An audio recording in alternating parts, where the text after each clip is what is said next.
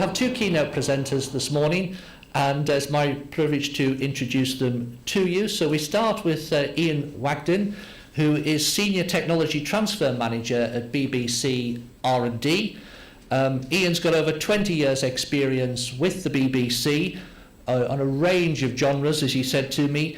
Today, for now, he's responsible for looking at how 5G is being used on production within the BBC, but he also chairs the EBU working group on that same topic. So he's highly experienced and relevant to today's Congress, and he's going to look at the impact of future networks on media content creation and distribution. So it's my great pleasure to introduce to you Ian Wagdin.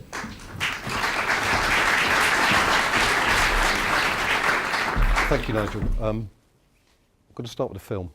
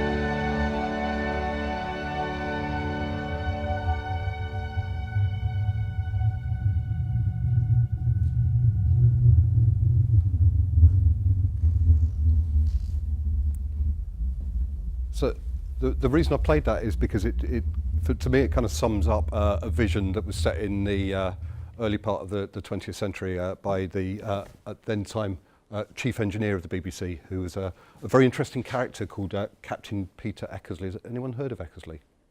He was brilliant. Okay, he was the first chief engineer. He ended up in a bit of a disgraced position because he had an affair. He had an affair with his secretary, who was then married. So the BBC did what the BBC does, and he got its HR manager involved. And its HR manager happened to be the Archbishop of Canterbury.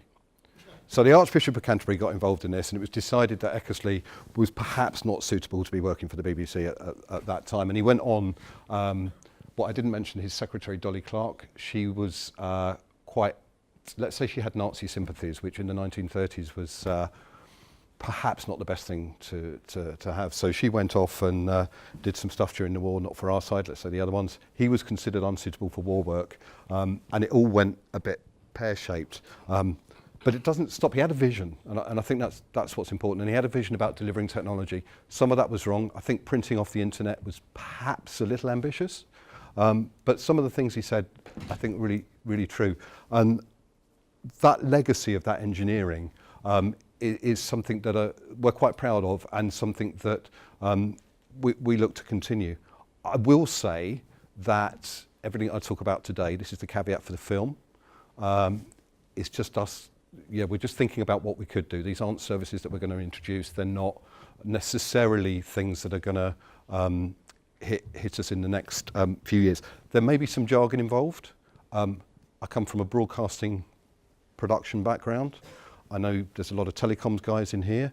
We have a similar history back in the days, and therefore we share some jargon.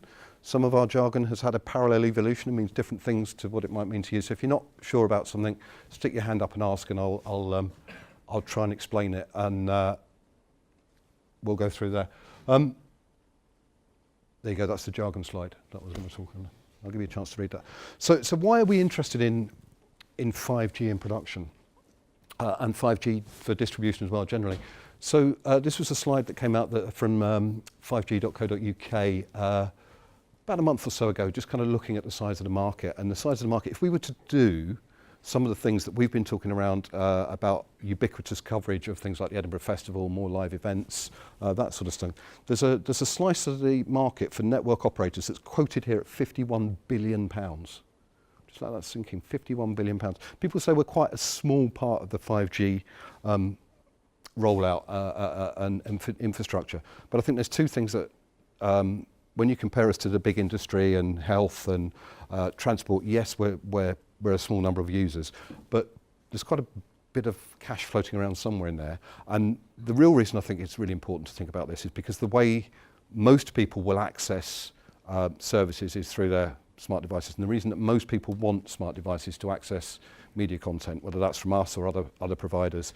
So we're going to have we punch fairly highly above our weight in this space. That's as the kind of broadcasters in general. As far as the BBC are concerned, I'm going to split things up into two areas. One in kind of distribution and how we get content out, and the other one in production and how we bring content in. So we've been looking at various different kind of mobile technologies for distribution of content. Some of them you'll be very familiar with, whether those are things like iPlayer Radio. Some of the things you'll be less familiar with are probably some of these kind of hyper-local services. So we've done trials at the FA Cup, I think 2, maybe 3 years ago, where we can deliver, and I think BT probably spoke about a similar service to this yesterday around To Immerse, but we can deliver kind of highlights, shots, stuff like that to very hyper-local audiences. We did that using a kind of local 4G network in Wembley. But we've also done some work at the Edinburgh Festival last year, where we were looking at using some of the broadcast Wi-Fi standards that are built in and into the standards. And that enables us to, again, really focus down on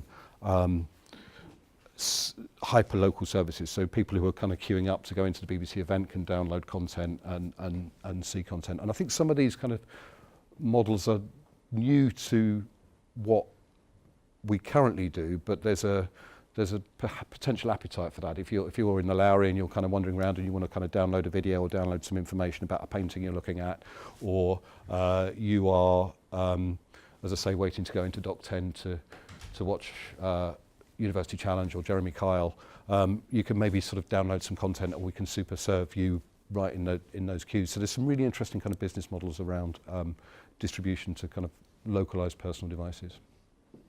But more importantly, and I think probably more relevant, we're quite heavily involved in some of the UK 5G trials. This was a set of trials and initiatives that were launched in March this year. We're taking part in 2. We're taking part in one in Bristol, and the Bristol one is an augmented reality trial. So this is about us delivering assets to, it's called Smart Tourism. So it's about us delivering assets to people who are wandering around, I think it's mostly Bath, and you have an opportunity to go and sit in the Roman baths and maybe chat to a centurion about life in Roman Britain and learn that way. And that's delivered through kind of augmented reality and using some of the 5G infrastructure to deliver that. And then the other one is up in the Orkney Isles. We've got licence fee payers up there. They pay exactly the same amount of money as the guys who live in Kensington and the guys who live in central Manchester. So they've got as much right to access our services as those who live in more urban areas. So we've got a universality of service that we need to deliver, and there are other verticals that are quite interested in how better internet connectivity can help them. So we're doing a bit of work on a project called Rural First, which is really about how we probably radio services that we'll deliver up there in the Orkney Isles. So yeah, it's really important that we serve these kind of look at these underserved audiences, and I think there's a business model is something that we need to really think about, because that ain't where the money is. The money is in the city centres and the high concentrations of end users and actually reaching some of those. And I know I don't know if you've had spoken to some of the kind of mission critical emergency service guys as well, and they've got similar concerns in there as well. So we've been looking at some principles. We believe that IP is probably the best way for our audiences to get content in the future. We're kind of some debate around that. Sticks on hills are actually very efficient. It costs me the same to broadcast to 1 million people as it does to one person. But actually, as we move towards more innovative services, as we try and deliver more content, then IP definitely has a place to play in that, and the two worlds will converge more. I've already kind of covered this. Audiences anywhere need to be able to get our services on an equal footing.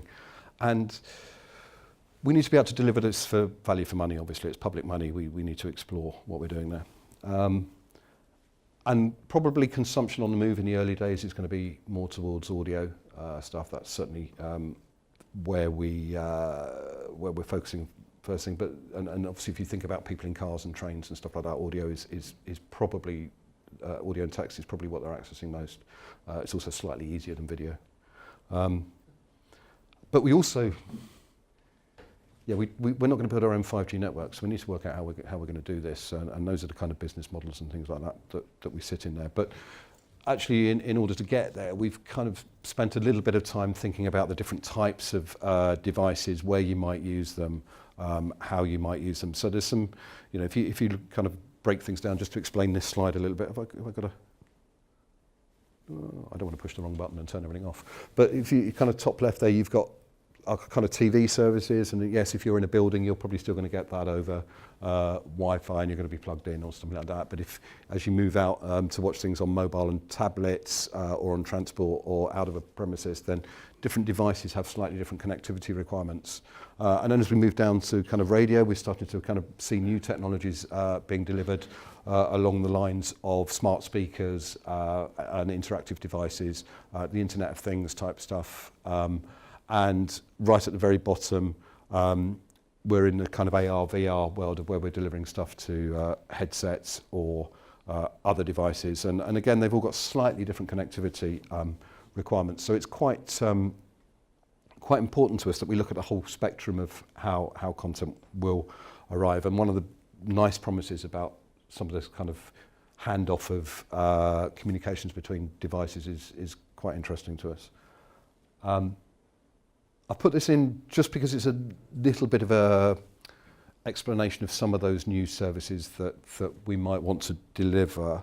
On the top row there, that's kind of what we do at the moment. We take a whole bunch of assets and we kind of put them together in an edit suite, and we create a piece of video, and then we package that up and we send it out, and it looks exactly the same depending on if you're watching it on a massive great screen or if you're watching it on your mobile phone, or however you're accessing that content is the same where you're accessing it. But if we move to an object-based model, and hopefully BT have done all the hard work yesterday on explaining object-based, so I don't have to, the model is slightly different in that we don't render at the point of creation as we do in the top slide. We push that render out via probably currently in certain technologies rendering at distribution, which is, for those of you in the broadcast space, is kind of what we're doing with IMF, out into a world of actually rendering on the end user device.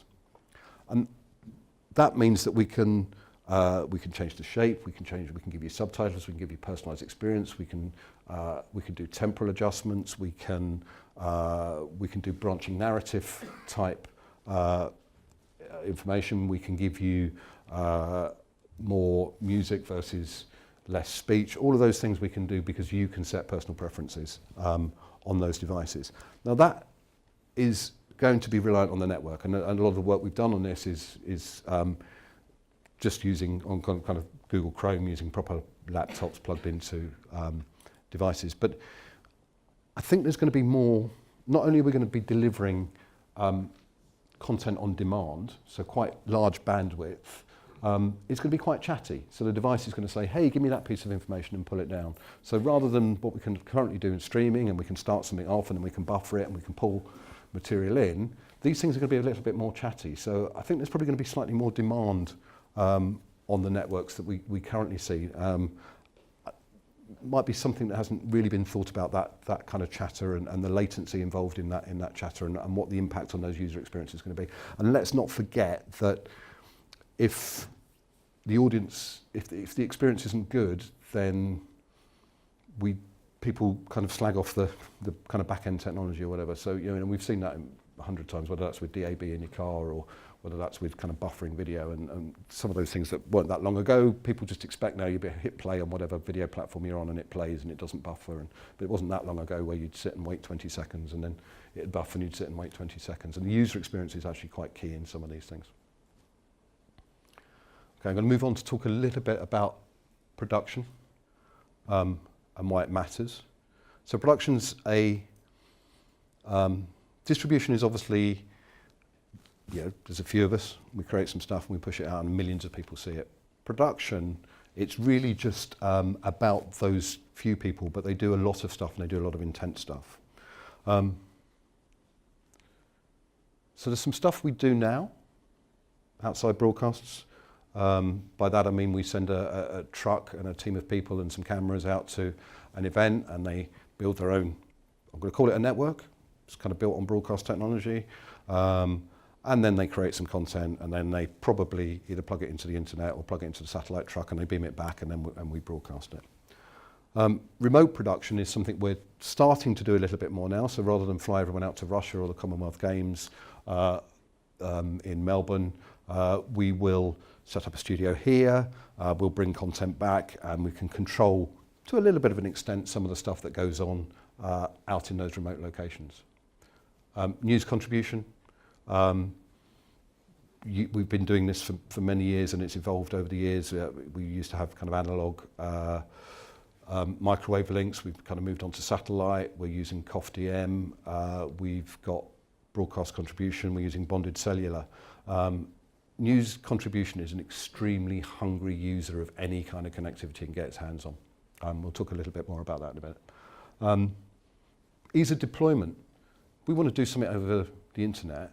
Quite often we'll go out, we'll be at a venue and we'll say, oh, we need some internet. And it will cost us a lot of money, probably have to sign up for it for a year, and we might only need it for 2 weeks. And the kind of bandwidths we're talking about, sometimes that just makes it just too difficult to do. You know, we'll send a truck.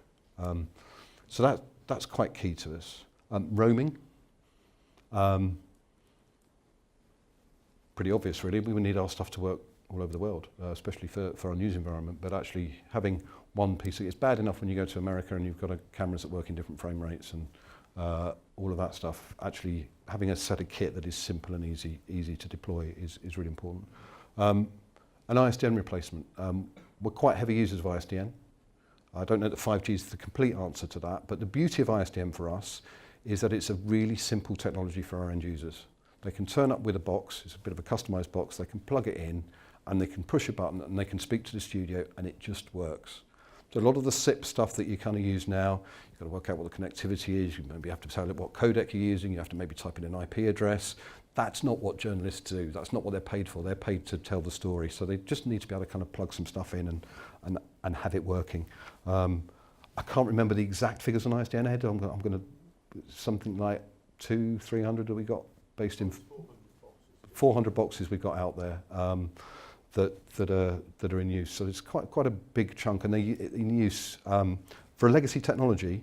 That's quite a lot that are in use, and they provide a core backbone of some of our services. So all the football reports you hear on 5 Live and that kind of stuff on a Saturday afternoon usually coming down these ISDN links.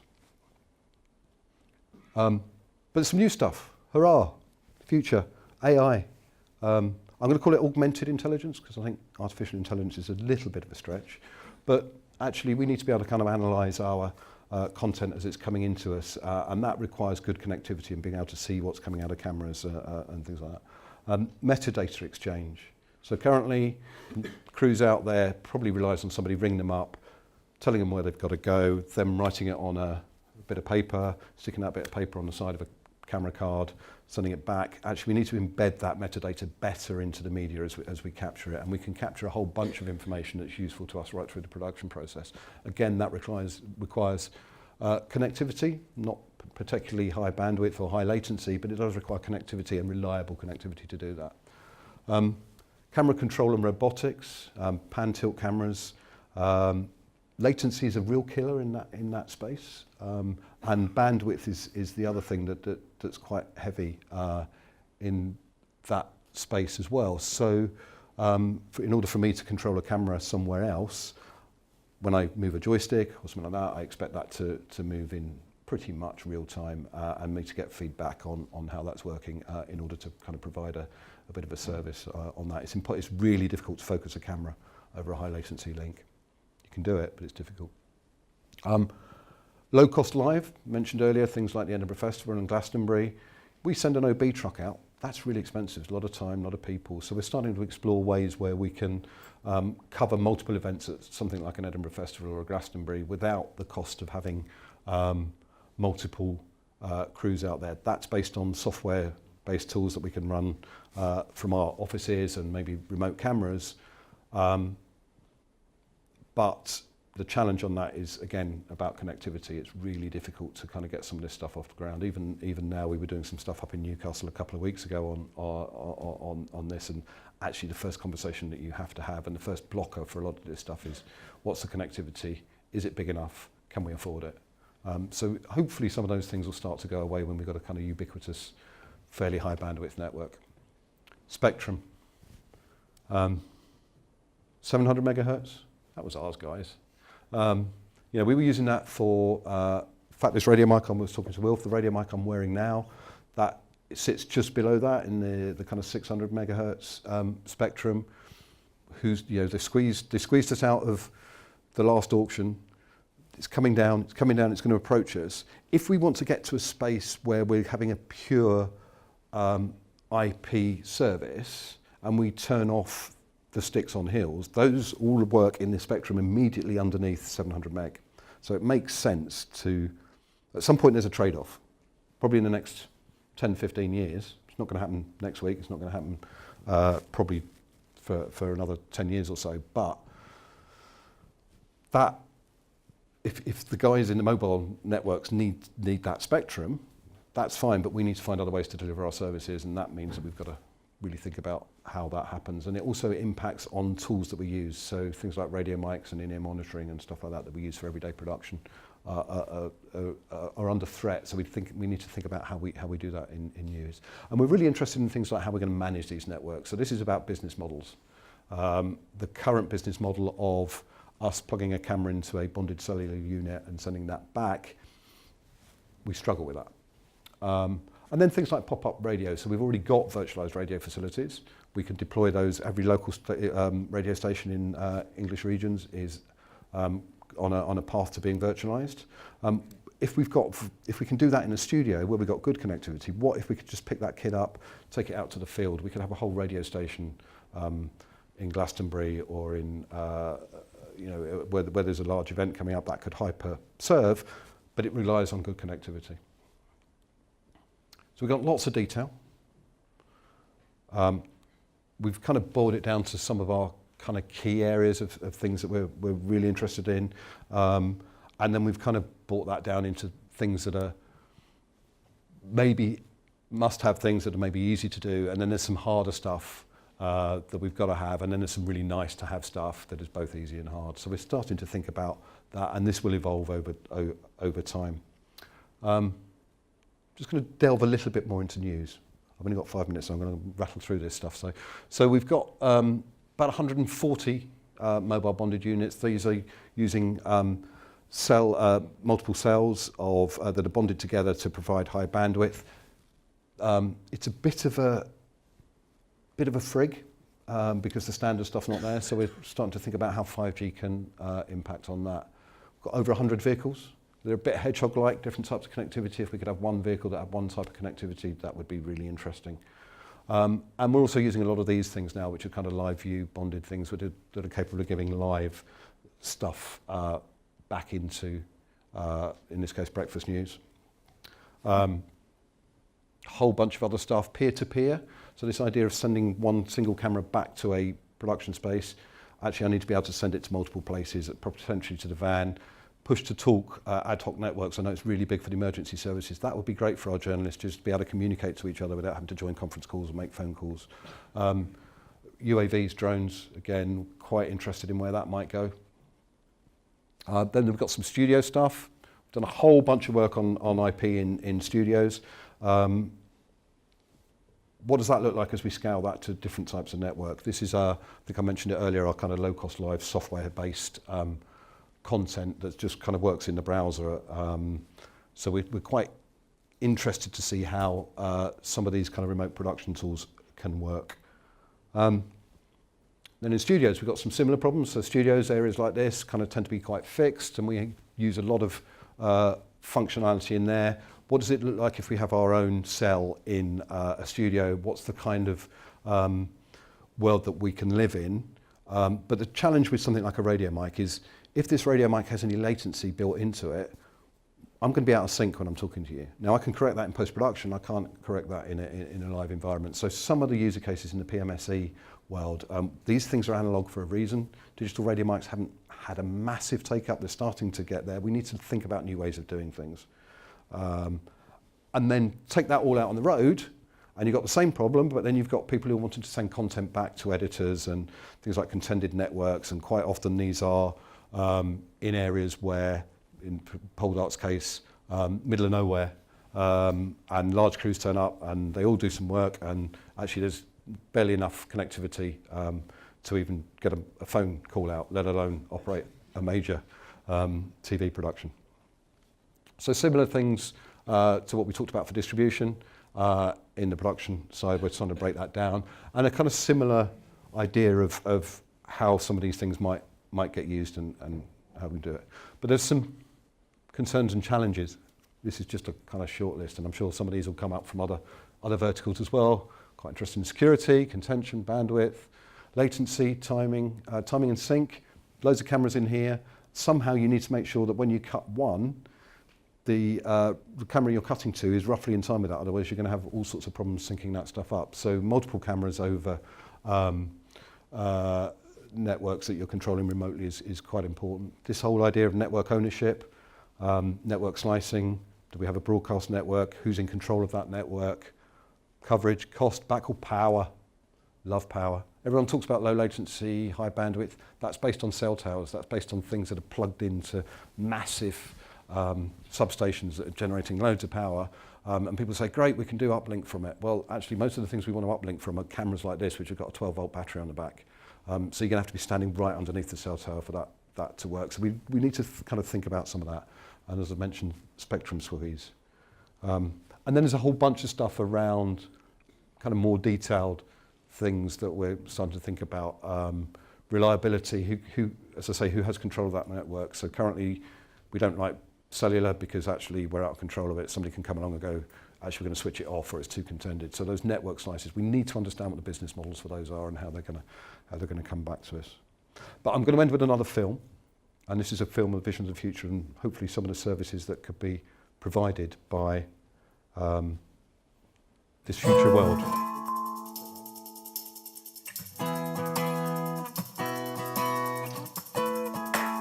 Guys, Kate's here. Hi!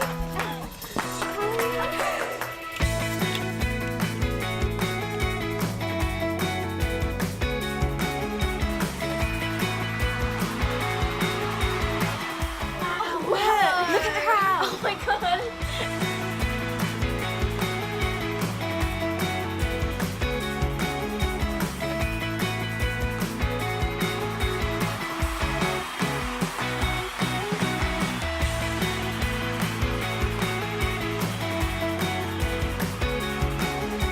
Smile! You're on the screen! I wonder who else is watching.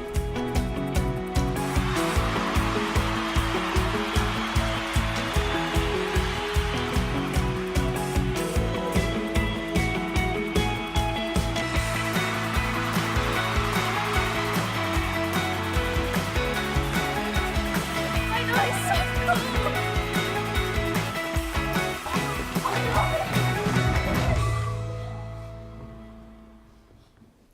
That's the future. It's great, isn't it? Thank you.